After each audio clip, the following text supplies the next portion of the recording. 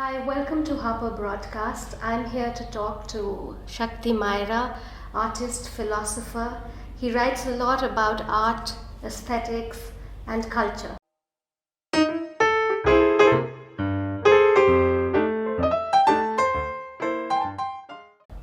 We're here to talk about Shakti's new book, The Promise of Beauty and Why It Matters. What were you thinking when you started writing it, editing it? I typically get motivated to write when I'm getting irritated. And over the years, first as an artist, I found that in the world of art these days, to make a beautiful piece of art was actually considered something that was infratic, that was not really part of the mainstream of contemporary art. And that sort of used to trouble me, that it seemed that it was a very superficial understanding of beauty. And then, of course, postmodernism has come along and it's questioned the very basis of beauty. That was one side of it, and the other was this growing realization that our lives were becoming, at least in my perception, less beautiful. And when I talked to other people, and I would sometimes kind of teasingly try and get a sense from people whether they thought that life was as beautiful as it was before, was it becoming uglier, I found that almost universally people did sort of share this feeling that life was becoming ugly. And so I thought, well, let's examine what the problem is. And I discovered that people found it difficult really to talk about beauty because the word beauty has been taken over by the beauty industry. Right. Makeup and the whole thing of a very superficial, almost facial beauty. That, I think, was the basic background to my wanting to ask the question, because somewhere I had an intuition that it was a much deeper, much more fundamental thing. You mentioned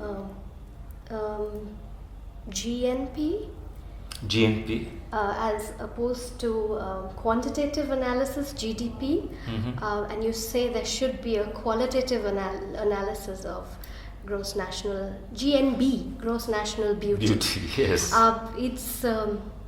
It's I've never heard of this before, and it's just. Would you like to tell us something Oh, about that was just a writer's privilege. I mean, I thought that if we can be talking about things like GDP, and it's become such an obsessive Yes. statistic or measurement, that writing a book on beauty, that at the end of it, there was a question about the possibility of having a measure of gross national beauty. What do neuroscientists on that list, what do they have to say about this? Well, one of the neuroscientists, Samir Zeki, is the guy who actually coined the term neuroaesthetics. So I was very keen to hear from him what he thought was the relationship between aesthetics and brain function. And as you find in the book, you discover that that neuroscience is really it's at a very early stage. Still. And while you can make certain correlations, you can make certain generalizations, and some of them are important. For example, his sharing with us the idea that the same part of the brain tends to be active regardless of culture. So when people have or report the experience of beauty, and if you're sort of able to look at what's happening in the brain, the same part of the frontal cortex gets really active. So you can say that there is some human brain-related neurological system that exists in terms of the experience or the perception of beauty. You've spoken to social and environmental activists like Vandana Shiva, Liver Letwin, and Kibo Oiva, who I thought was very interesting. And so they're working with this idea of beauty in cultures, various kinds of cultures across the world. So what do they have to, what does their work involve? How does it? Well, I think the common thread in all of these people is the relationship between beauty and well-being.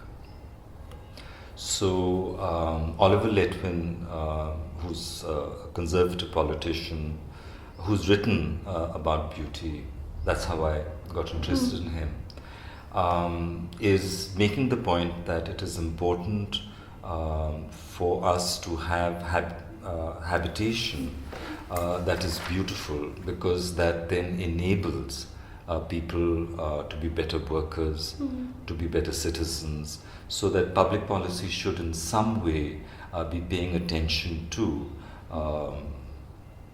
natural beauty, civic beauty, and so on. Vandana is interesting because she's done a lot of work, and she said to me immediately that of course there's a relationship between ecology and beauty, because I just go out and I look at a field and I can make out its ecological health by whether it's beautiful or not. And that was kind of interesting because she is really talking about well-being. She's saying that, you know, when you look at a forest and where it isn't a monoculture, when it's a natural forest, you find that streams are functioning, birds and butterflies exist, animals exist. The whole system is in a healthy state. It's in a healthy relationality. And that is the thing that is beautiful. Right. So, and she of course extends this to social situations as well, which I think is a wonderful bridge. And Kibo, I think, is also really talking about well-being. I mean, he's talking about a Japan today which has lost things that were part of his wellness.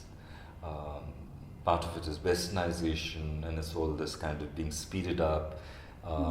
There's a kind of consumerism that he perceives in Japan, and it's that if you want to have a healthier society, you might as well just say you want a more beautiful society, because if you pay attention to beauty, then automatically, in a sense, everything stacks up. In one line, if you had to say what is your vision for beauty, we could end with that. So let's hear that from you.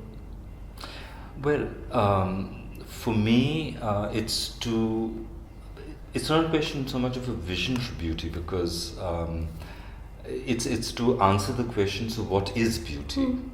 And in that lies the vision. Right. And that is that we need to pay attention to relationality.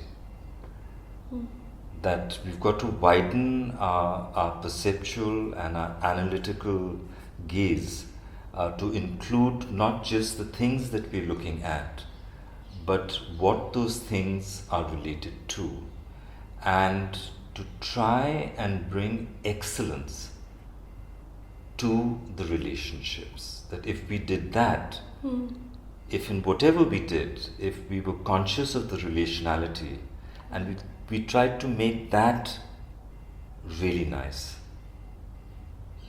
proportional, balanced, harmonious, beauty would naturally come from that, and well-being and wellness and all of that.